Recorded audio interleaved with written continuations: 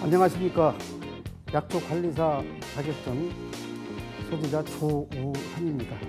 오늘 약초관리사에 대해서 말씀을 드릴 것인데, 약초관리사의 자격증 취득 방법과 요령에 대해서 말씀을 드리고요. 또 6번째, 100세 시대 제2의 인생을 설계하라. 마지막 7번째, 집안에서 키우기 좋은 건강 약초. 이런 순위로 말씀을 드려보겠습니다. 약초관리사 자격증 취득 방법과 요령에 대해서 좀 말씀을 드려보겠습니다. 우선 시험 볼 수 있는 기관이라든가 이런 정보에 대해서 알아야 될 필요가 있을 건데요. 우선 민속식물원 한국약초산업학교 같은 홈페이지 같은 데를 들어가서 보시면 등록하실 수 있는 범위가 있습니다. 그래서 인터넷 같은 데도 뒤져서 보면 한국약초산업학교 같은 이런 응시할 수 있는 곳이 있습니다. 그래서 거기에 등록을 하시고 또 거기에 맞는 절차에 의해서 나머지 사안들은 알고 가시면 될 것 같습니다. 이게 또 지자체 같은 데에서 협업해가지고 같이 교육을 하는 기관들이 또 있습니다. 그래서 대학교 같은데 평생교육원 같은 데도 한번 뒤져보고, 예를 들어서 용인 송담대학교라든가 오산대학교라든가 이런 데에서도 이 약초관리사 자격증에 대한 개설이 되어 있는 데가 있습니다. 평생교육원에. 그리고 지자체 같은 데에서도 이 약초관리사 자격증을 개설을 해서 교육을 시키는 데가 많이 있습니다. 근데 응시 방법을 놓고 보면 이런 이제 16주 과정들이 통상적으로 있는데요. 그러니까 일주일에 한 번 정도 교육을 받는데 약 하루에 3시간 정도 받습니다. 이렇게 해서 16주 정도 교육을 받는 프로그램에서 한 14주 정도는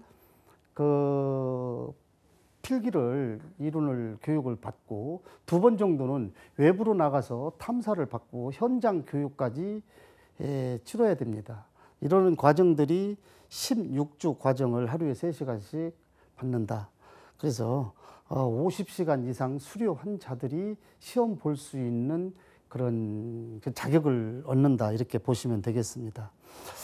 그리고 또 합격 기준에서는 이게 조금씩 편차가 있을 수도 있겠습니다만은 보통은 1급, 2급으로 나눠져서 2급은 60점 이상 취득을 하면 2급 자격증을 취득할 수가 있고요. 1급 자격증들은 70점을 취득하면 1급 자격증을 취득할 수가 있습니다. 그래서 이걸 1급을 취득할 것인지 2급을 취득할 것인지 잘 결정을 해서 그거에 대한 대비를 하고 공부를 하시는 게 좋겠습니다. 합격 기준으로 보면 우리가 이 일상 주변에서 서식하는 약초들에 대해서 공부만 조금 하면 그렇게 어렵지 않게 합격할 수가 있다, 이렇게 보시고요.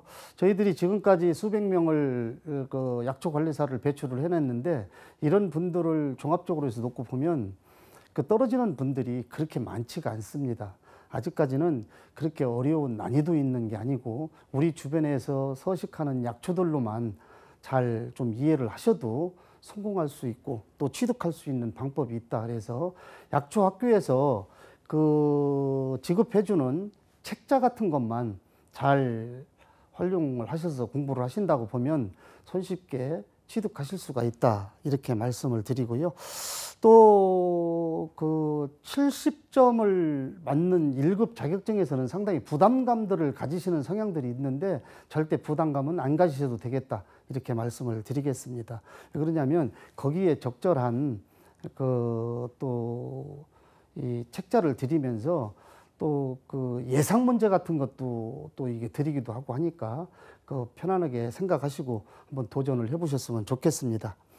수강 방법 같은 경우에도 수강 방법에서도 그러니까 예를 들어서 한 가지만 말씀을 드려볼까요?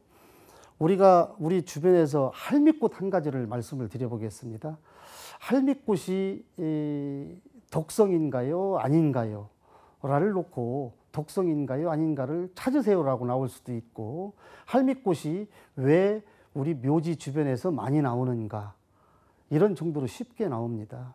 그래서 할미꽃 같은 경우에는 인을 좋아하고 또 인상가리를 좋아하는 식물이기 때문에 묘지 주변에서 많이 자생한다, 이런 정도로만 기억할 수 있는 분들이라면 다 성공을 할 수 있다, 또 합격을 할 수 있다, 이렇게 말씀을 드리고, 크게 전문적으로 학교에서 논술을 써야 되는 이런 정도로 어려운 문제들은 아니다, 이렇게 말씀을 드리겠습니다. 자격 요건에서는 남녀노소 누구나 다 뭐 학벌이고 이런 것도 없습니다. 다 참여하셔서 그 교육 받으시고 또 그 일정 시간만 수료하신다고 보면 자격증 취득할 수 있는 시험을 치를 수가 있어서, 뭐 심지어는 중학생들도 와가지고 그 아버지하고 와서 자격증을 수료한 사람도 있는가 하면, 그 80이 넘은 고령자분들도 오셔서 취득하셔가지고 자격증을 가져가시는 경우들도 있습니다. 그래서 어느 분이든지 다 합격하실 수가 있고 공부만 하시면 전문가가 될 수 있다, 이렇게 말씀을 드리는 겁니다. 자격증 종류별로는 약초 관리사 자격증에서 또 약초 그 지도사라는 자격증이 있고요. 또 그 도시텃밭 관리사, 또 무슨 그 약용식물 활용 지도사, 산림자원 산업 활용 지도사, 이런 다양한 약초하고 연관된 그 자격증들이 많이 있습니다. 그래서 이런 자격증들이 나하고 궁합이 맞는 자격증이 뭐가 있을까 또 선별을 해보시고, 이런 것들을 찾아서 잘 접근해 보신다고 보면 제2의 직업하고도 연결고리를 가지고 아주 멋지게 행복하게 또 건강하게 그 노년기를 보낼 수 있지 않나, 이렇게 생각합니다. 100세 시대에 제2의 인생을 설계하라, 그거에 대해서 또 말씀을 드려보겠습니다. 시대가 시대이니만큼 100세 시대를 살아가는 젊은 청년들은 이 일자리 문제 앞으로 또 좀 고민을 더 해봐야 될 것이다 싶은 생각이 들어갑니다. 아까 서두에도 말씀을 드렸던 바와 같이 100세 시대를 살아가는 우리들이 평생 직업이라는 개념을 저버리고 사는 게 사실입니다.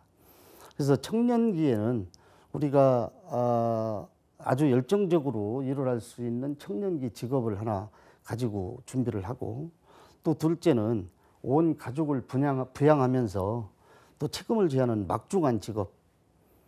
물론 한 직업 가지고 60세를 넘기고 100세 시대를 같이 간다고 하면 뭐 더 말할 것도 없겠습니다만은 참 그러기에는 힘든 과정입니다. 그래서 직업을 서너 가지는 준비를 해가면서 살아야 되지 않느냐라고 말씀을 드리는 겁니다. 60이 넘어서 그 퇴직자분들이 또 고민하는 일자리까지 본다고 보면 3개 정도의 직업을, 서너 가지 정도의 직업을 가지고 준비를 해야 되지 않느냐, 이렇게 봐집니다. 서너 가지 자격증을 준비하는 데는 100세 시대를 한 가지 직업으로만 살아나가기가 굉장히 어렵기 때문이다 라고 말씀을 드리고요. 그래서 미리미리 자격증을 준비하고 또 제2의 인생을 설계하는 것이 바람직하다. 여기에서 자연을 다루는, 자연과 함께 할 수 있는 이런 자격증을 관심을 좀 많이 가져보셨으면 좋겠다라고 말씀을 드리는 것입니다. 요즘 시대에는 40대 후반부터 그 퇴직자분들이 굉장히 많이 나와주고 있습니다. 이런 이유는 보면 그 평생 직업, 평생 직장으로 생각하는 분들이 그리 많지 않다, 이렇게 보고 있습니다. 그래서 60대 퇴직 후에 보면 건강뿐만이 아니라 또 그 직업 문제 가지고도 심각한 고민에 빠지게 되는 경우들을 많이 보고 있습니다. 퇴직자분들과 제가 상담을 하다가 보면 제2의 직업을 준비하는 분들이 그리 많지가 않습니다. 이런 분들에게 말씀을 들어보면 다 이런 공통점들이 있습니다. 지금은 지금껏 내가 고생하고 열심히 살았으니까 이후에 노후 생활은 좀 편안하게 즐기면서 벌어놓은 돈을 아껴가면서 써야 되겠다라는 분들이 많이 있습니다. 그런 분들이 시간이 지나고 한 달, 두 달, 뭐 1년 정도 지나다가 보면 그 직업 문제 가지고 굉장히 고민하게 되는 것을 보게 됩니다. 이런 분들이 대다수가 그 직업에 대한 우려를 가지고 나는 앞으로 대리운전이라도 좀 해야 되겠다든가 또 어디 가서 그 택시 운전서라도 좀 해야 되겠다든가 이런 고민들을 많이 하게 되면서 직업에 대한 그 갈망을 하는 것을 많이 보게 됩니다.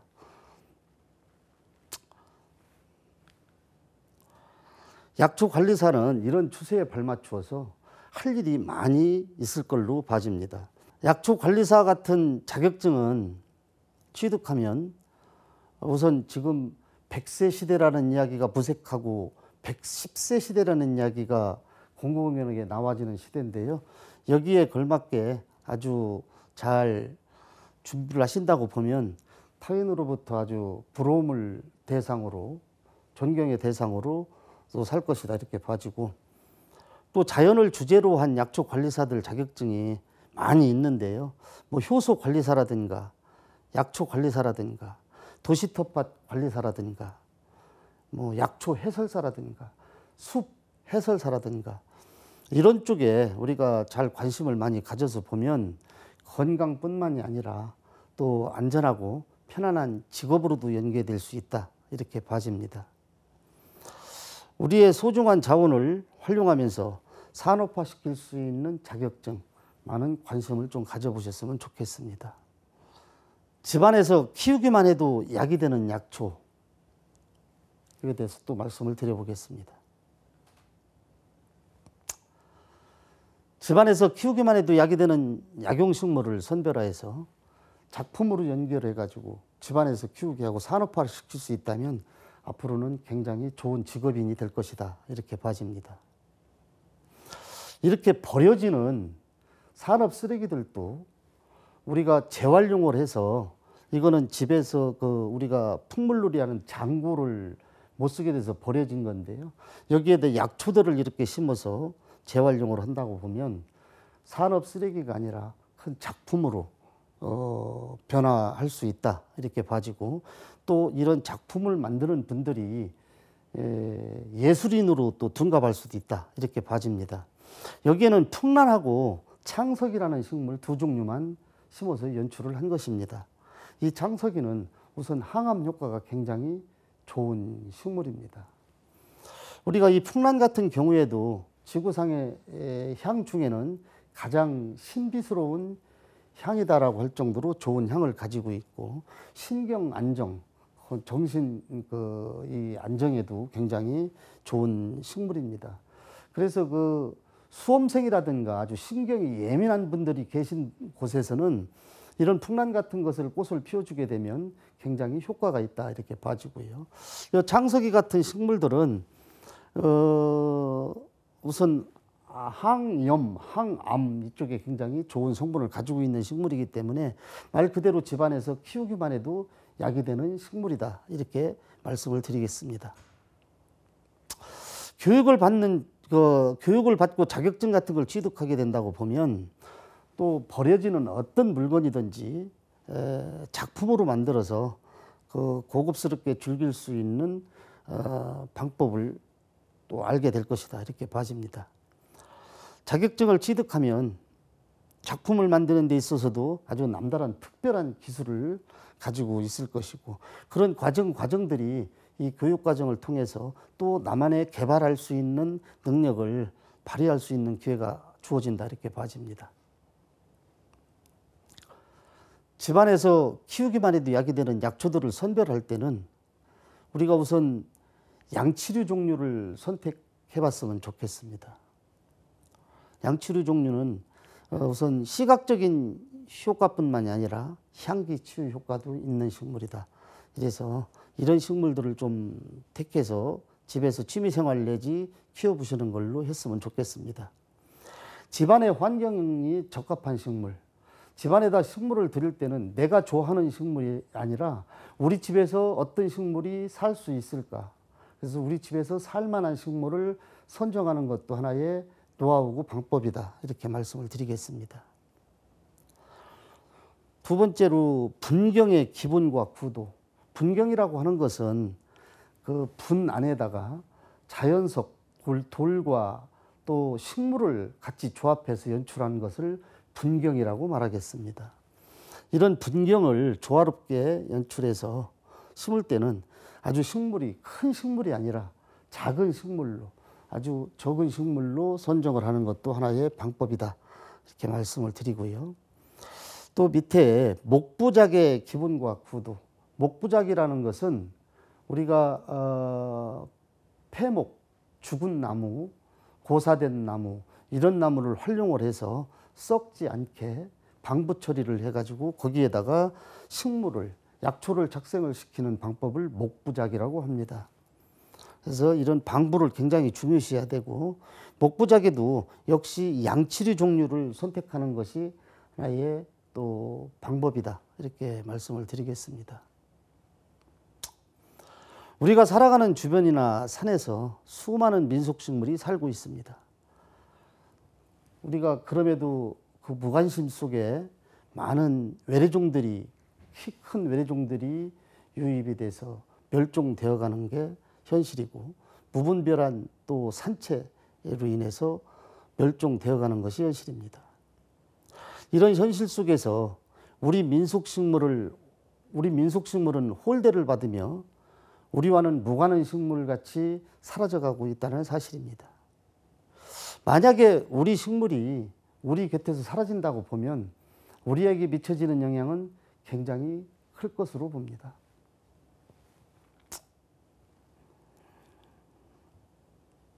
우리 문 밖에만 나가도 지천으로 깔려져 있는 민속식물을 알아보면 우리 몸에 이롭지 않은 식물이 한 가지도 없습니다.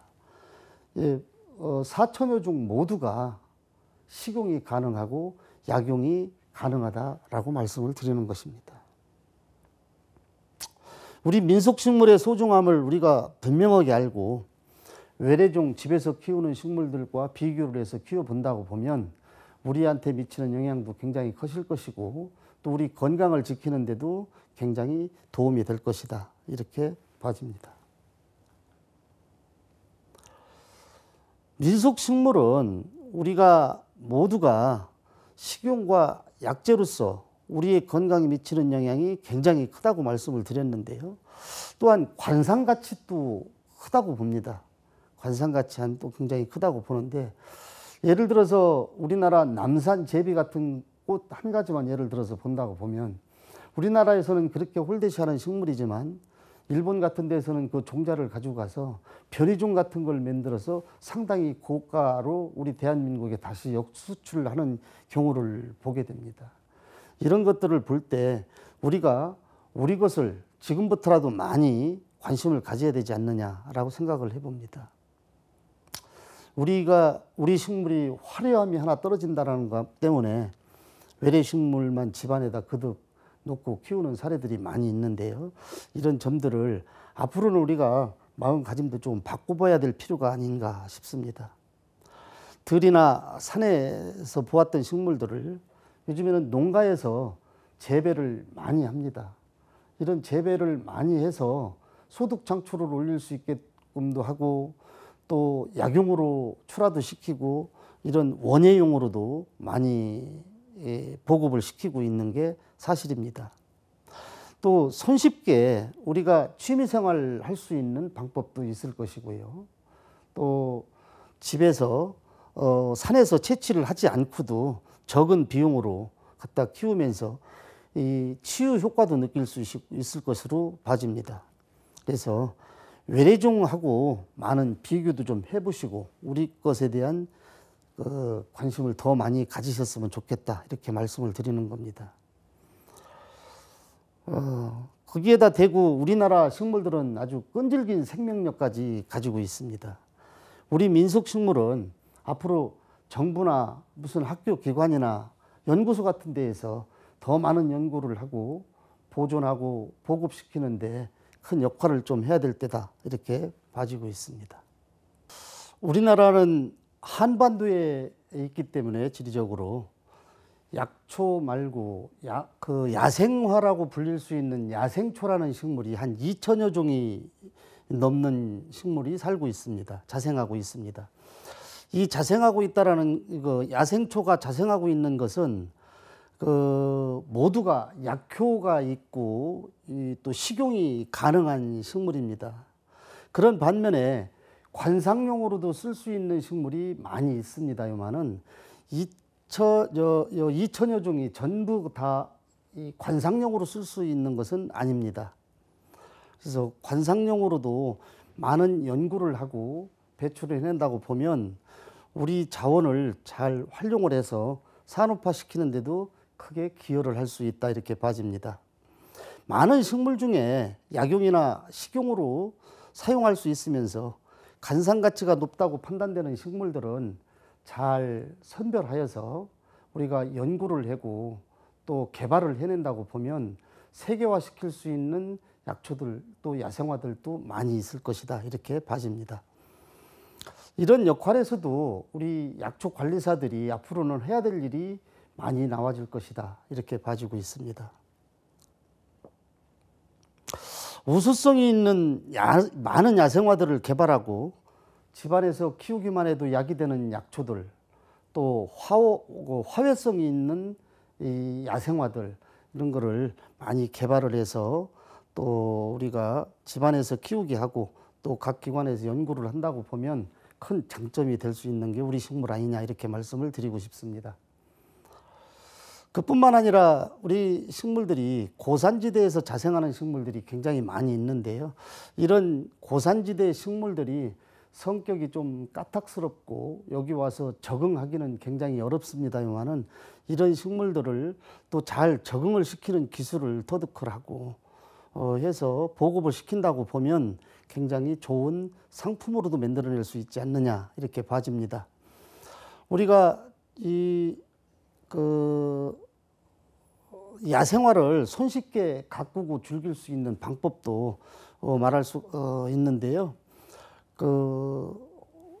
우리가 주어진 환경에 따라서 적응 능력이라든가 또 사는 방법들도 틀릴 수가 있겠지만 이런 것을 우리가 잘 개발을 하고 연구를 해낸다고 보면 좋은 장점이 될 것이다 봅니다. 물론 이 조건에는 이런 조건이 절대적으로 대다수 식물들을 다 개발해내고 대량 생산 체계를 해낼 수 있는 것은 아니라고 봐집니다. 그래서 그 중에 잘 선별을 해가지고 산업화시킬 수 있는 식물들을 찾아낸다고 보면 특수한 경우 외로는 다 가능하지 않는가, 이렇게 말씀드리고 싶습니다.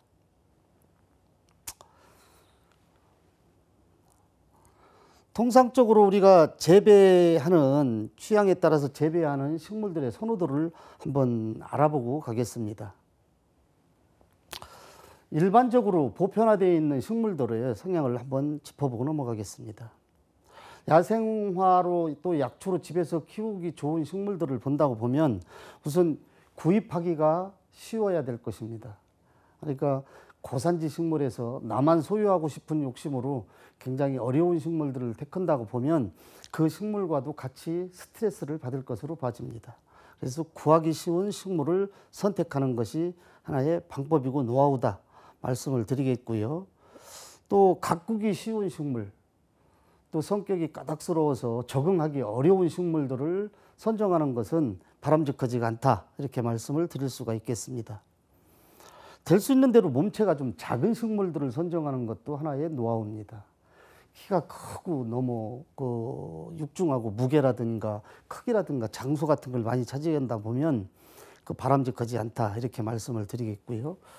또 잎이나 줄기, 뿌리, 열매 모두가 또 감상 가치가 있는 식물 약초들을 선정하는 것이 바람직하다 이렇게 말씀을 드리겠습니다.